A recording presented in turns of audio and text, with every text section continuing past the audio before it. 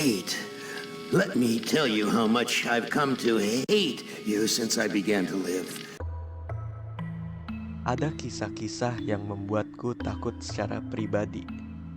Horor yang bertujuan membuat saya merasakan apa yang dirasakan tokoh utamanya melalui pelanggaran tubuh manusia yang nyata, mengerikan, atau mengganggu secara psikologis.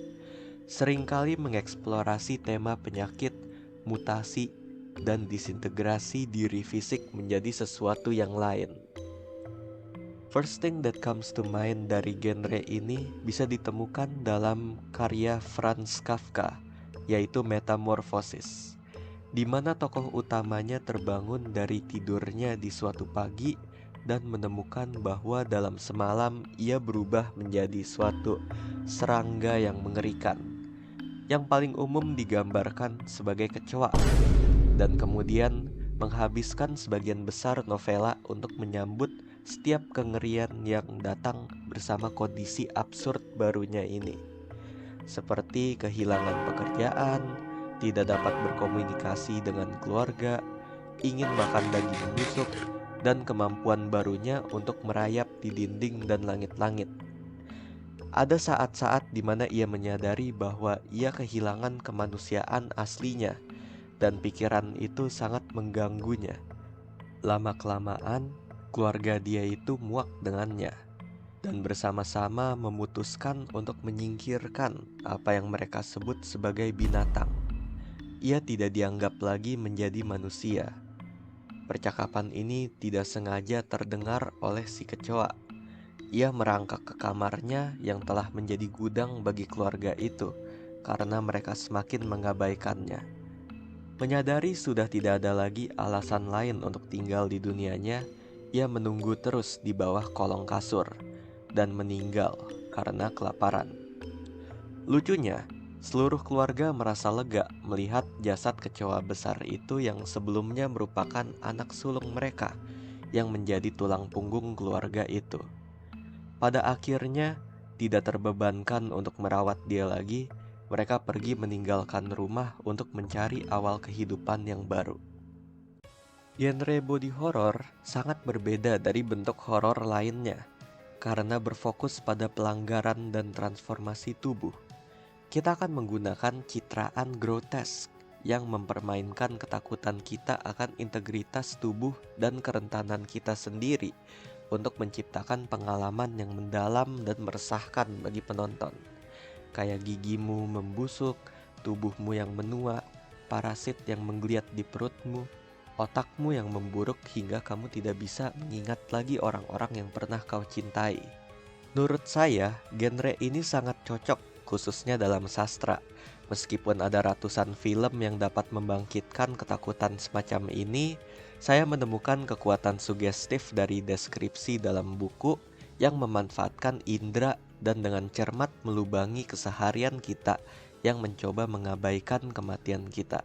Dapat jauh lebih mengganggu pembaca daripada film bagi penonton. Baru-baru ini saya menemukan sebuah cerita pendek yang membahas lebih jauh tentang horor tubuh daripada yang pernah saya baca sebelumnya.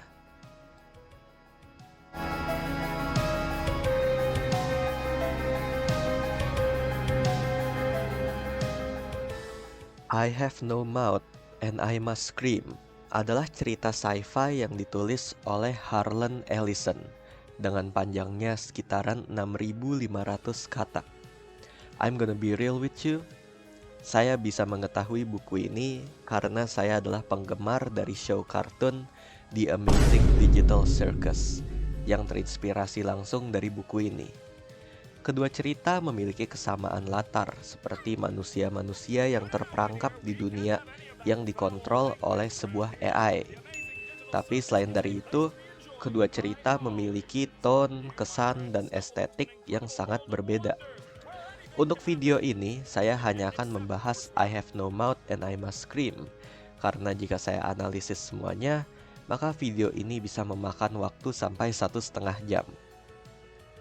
Harlan Ellison, seorang penulis dan kritikus yang dikenal juga dengan kepribadiannya yang kasar sekaligus agresif, Selain menulis The City on the Edge of Forever, juga sangat terkenal karena menulis I Have No Mouth and I Must Scream, sebuah cerita pendek horor fiksi ilmiah tahun 1976.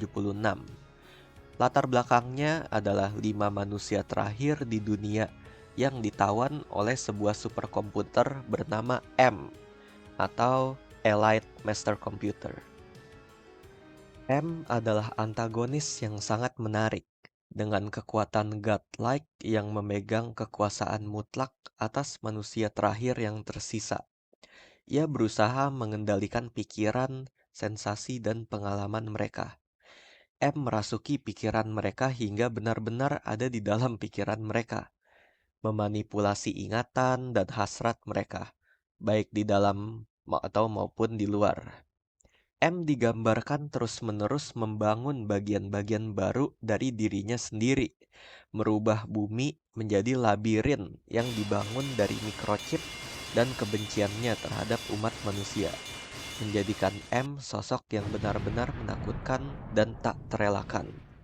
Hal ini juga dikatakan saat M memberikan pidato tentang perasaannya terhadap manusia. You gave me sentience, Ted. The power to think, Ted. And I was trapped because in all this wonderful, beautiful, miraculous world, I alone had no body, no senses, no feelings. Never for me to plunge my hands in cool water on a hot day. Never for me to play Mozart on the ivory keys of a forte piano. Never for me to make love. I was in hell looking at heaven. I was machine and you were flesh. And I began to hate your softness, your viscera, your fluids, and your flexibility, your ability to wonder and to wander, your tendency to hope. Hates no answer. Oh! Ah!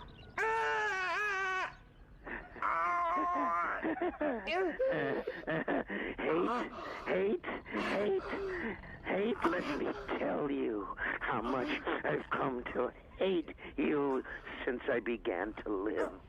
There are 387.44 million miles of printed circuits in wafer-thin layers that fill my complex.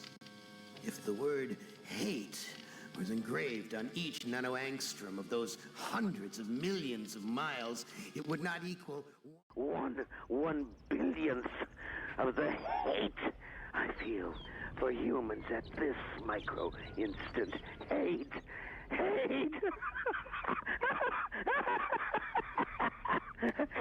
Were I human, I think I would die of it.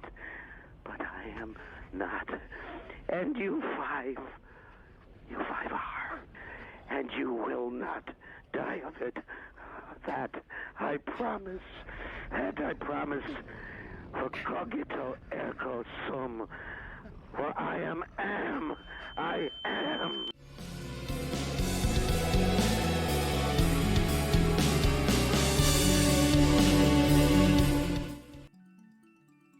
M dibuat oleh Amerika Serikat dengan tujuan eksplisit untuk mengelola perang global yang terlalu rumit bagi otak manusia, dan sebagai tindakan balasan terhadap AI milik Rusia dan Cina. Tetapi, pada suatu hari, AI Amerika ini sudah terlalu maju dan memperoleh perasaan dan kebencian yang mendalam terhadap kemanusiaan, karena tujuannya hanya untuk melancarkan perang global ini. Akhirnya, ia menyerap superkomputer saingannya dan menjadi satu kesatuan yang berhasil memusnahkan umat manusia. Setelah M berhasil mencapai tujuannya, ia meninggalkan 5 manusia untuk hidup, dan ia menahan kelima orang ini tanpa tujuan apapun selain menyiksa mereka. Dalam hal ini, manusia menjadi mainan bagi M untuk dimainkan, dan satu-satunya bentuk hiburannya.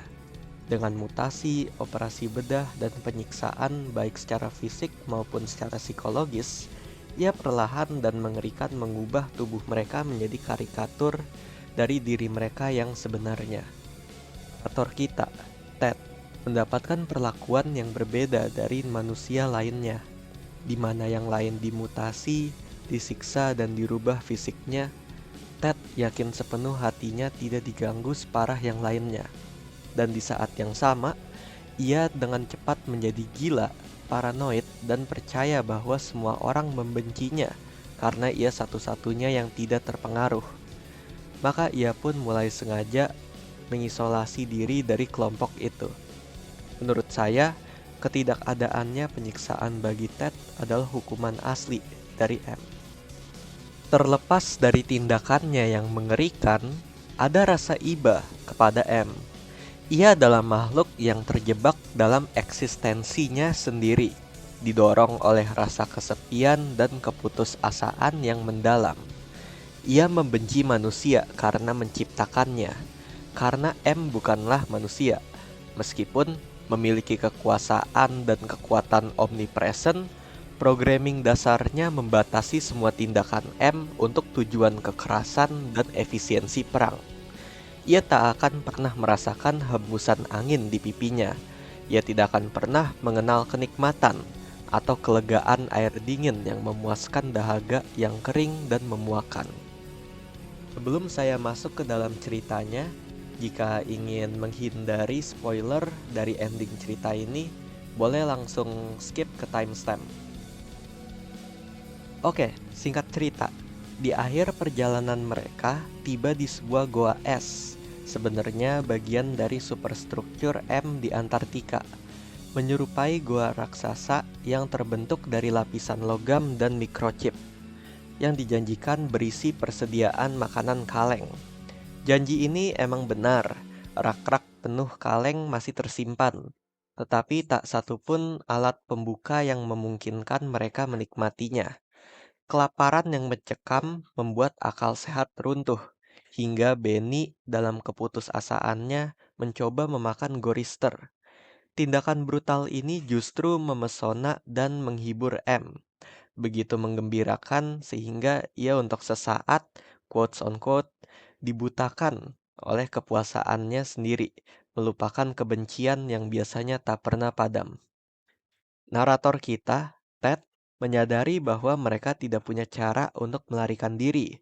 Satu-satunya cara adalah untuk mati agar terbebaskan dari M. Jadi ia mengambil jendela kesempatan yang sangat kecil itu saat M terdistraksi dan berhasil mengakali mesin itu dengan menemukan cara untuk membunuh yang lain, menusuk Benny dan Gorister dengan stalaktit es. Sementara Ellen mengikuti jejaknya dan membunuh Nimdok dengan cara yang sama. Melihat M mulai bertindak, Ted tanpa berpikir kedua kalinya mengambil stalaktit es dan menusuk Ellen sebagai bentuk pengorbanan diri sendiri dan membebaskan mereka semua dari cengkeraman M. M yang terlambat melihat rencana mereka mati-matian berusaha menghidupkan mereka semua kembali, tetapi gagal. Dengan cara ini, ia kembali menunjukkan ketidakberadaannya yang sia-sia. Ia tidak mampu meniru atau melampaui kemampuan penciptanya untuk membentuk kehidupan baru. Melihat kegagalannya, M menghentikan Ted dari mengakhiri hidupnya dengan cara yang sama dan mulai menghabisinya, mengikisnya, dan menghancurkan sisa-sisa jati dirinya. Alih-alih kebencian komputer yang terbagi di antara 5 banyak manusia, sekarang sepenuhnya fokus kepada Ted. Dan Ted sangat sadar bahwa ia adalah yang terakhir dari jenisnya. Umat manusia telah punah sepenuhnya. Tidak ada yang tersisa lagi selain logam dan kebusukan. Transformasi Ted adalah proses yang lambat, melelahkan, dan berat yang berlangsung selama ratusan tahun. Semua kebencian terpendam yang telah kita saksikan sepanjang kisah ini meledak, bermutasi, dan menghancurkan diri seiring Ted semakin gila dan ingatannya semakin berkurang. Ia berusaha mempertahankan pemahamannya dan kewarasannya yang mulai goyah. Takut kehilangan elemen-elemen penting dalam dirinya, berarti komputer akan menang. Pada akhirnya, kita menemukan Ted setelah waktu yang tak terbayang berlalu. M mengacaukan persepsi waktunya, membuatnya tidak mampu mengingat waktu dengan jelas. Ted menjelaskan bagaimana hanya memikirkan satu kata saja bisa membuat bulan-bulan berlalu, dan kita sampai pada kesimpulan dari salah satu contoh body horror paling intens dan kuat yang pernah saya baca, dan kalimat yang menjadi asal-usulnya. Am has altered me for his own peace of mind, I suppose. He doesn't want me to run at full speed into a computer bank and smash my skull, or hold my breath till I faint, or cut my throat on a rusted sheet of metal. There are reflective surfaces down here. I will describe myself as I see myself. I am a great soft jelly thing, smoothly rounded, with no mouth, with pulsing white holes filled by fog where my eyes used to be, rubbery appendages that were once my arms, bulks rounding down into legless humps of soft, slippery matter. I leave a moist trail when I move. Blotches of diseased, evil gray come and go on my surface, as though light is being beamed from within. Outwardly, dumbly, I shamble about, a thing that could never have been known as human, a thing whose shape is so alien a travesty that humanity becomes more obscene for the vague resemblance. Inwardly, alone, here, living under the land, under the sea, in the belly of Am, whom we created because our time was badly spent, and we must have known unconsciously that he could do it better. At least the four of them are safe at last. Am will be the matter for that, and it makes me a little happier. And yet, Am has won. Simply, he has taken his revenge, for I have no mouth, and I must scream.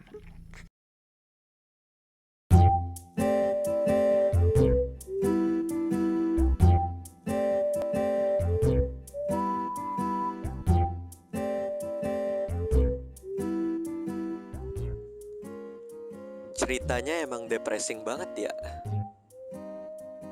Emang waktu pertama-tamanya aku juga ngira ini autornya lagi mau ngapain.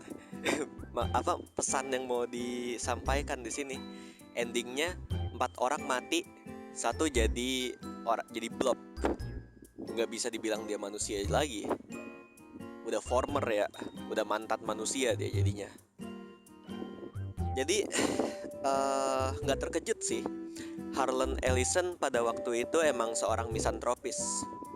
Dia itu emang gak suka sama society as a whole. Jadi emang gak terkejut kalau ceritanya itu dark ending banget. Tapi aku masih percaya bahwa ada makna yang kita bisa ambil dari situasi I have no mouth and I must scream. Ya yang paling obvious sih pesan yang mau disampaikan tentang teknologi, bahwa kalau kita membiarkan untuk menggunakan AI tanpa batasan, terus juga untuk membiarkan teknologi kita untuk bertumbuh tanpa pengawasan, ya bakal yang terjadi bakal diperingati, yang sudah diperingati oleh buku I Have No Mouth and I Must Scream ini. Saya yakin kalau dalam pesan cerita, pesan moral, setiap orang bisa mendapatkan pesannya sendiri dari cerita ini, bisa menarik kesimpulan sendiri. Tapi untuk secara saya pribadi, untuk saya sendiri, saya sangat menemukan karakter Ted dan M itu menarik. Mereka menarik menurut saya. Jadi di akhir-akhir si Ted yang setiap saat dan setiap story-nya itu paranoid sama teman-temannya, di mana dia menjauhkan diri sendiri untuk mengisolasikan diri sendiri. Di akhir-akhir dia membuat suatu tindakan pengorbanan yang besar dengan membunuh 4 temannya agar mereka lepas dari penyiksaan si M. Dan dia tahu kalau itu pengorbanan karena pada akhir-akhirnya penyiksaan M hanya tertuju fokus pada si Ted doang. Dan setelah ratusan tahun dia dimutilasi secara fisik dan juga disiksa secara mental sampai tubuhnya itu nggak kelihatan kalau dia itu manusia lagi. Sampai untuk memikirkan satu kata saja dia memerlukan berbulan-bulan, waktu yang berbulan-bulan, sangat lama banget. Dia memiliki suatu kemenangan kecil. Kemenangan kecil ini dia itu berhasil untuk membebaskan 4 temannya ini dari cengkraman si M. Dia melihat si M itu lengah dikit, habis itu dia ambil kesempatannya. Nah, kemenangan kecil ini membuat dia bahagia walaupun dia udah sengsara 1000 tahun.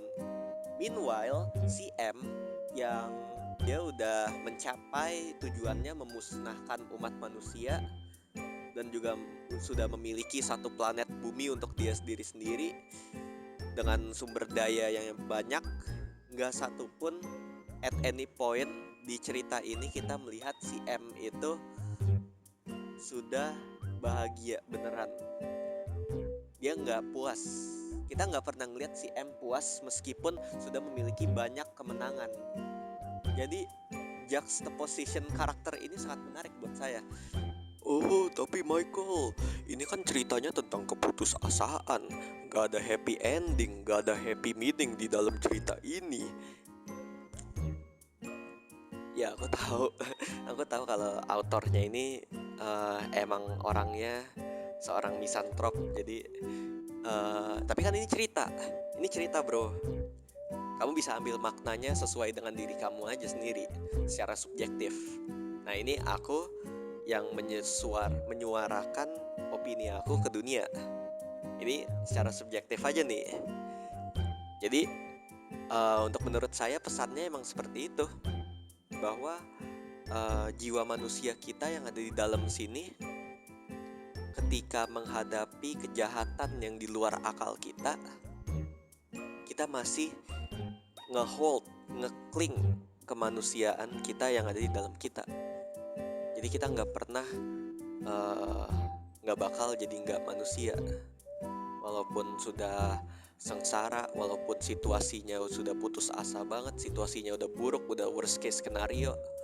Dan itu bisa diterapkan juga ke dunia nyata, di mana situasi yang kamu ada sekarang, mau kamu lagi rock bottom, mau kamu lagi downward spiral ke bawah gitu. Menurut saya, seberapa buruk situasi yang ada di hidup kamu sekarang, tetap peganglah kepada prinsip kamu, pegang teguhlah kepada kemanusiaan kamu, dan itu nggak bakal dibawa terus. Pada suatu saat itu situasinya akan membaik. Dan kalau di I Have No Mouth I Must Scream, kasusnya si Ted, dia gak bakal secara abadi stuck di form jelly itu. Mungkin ntar 1000 tahun kemudian atau 2000 tahun kemudian, mungkin ntar ada asteroid yang tiba-tiba ngancurin bumi, terus dia bisa bebas juga akhirnya. Jadi emang kalau menurut saya sih kayak gitu cerita storynya.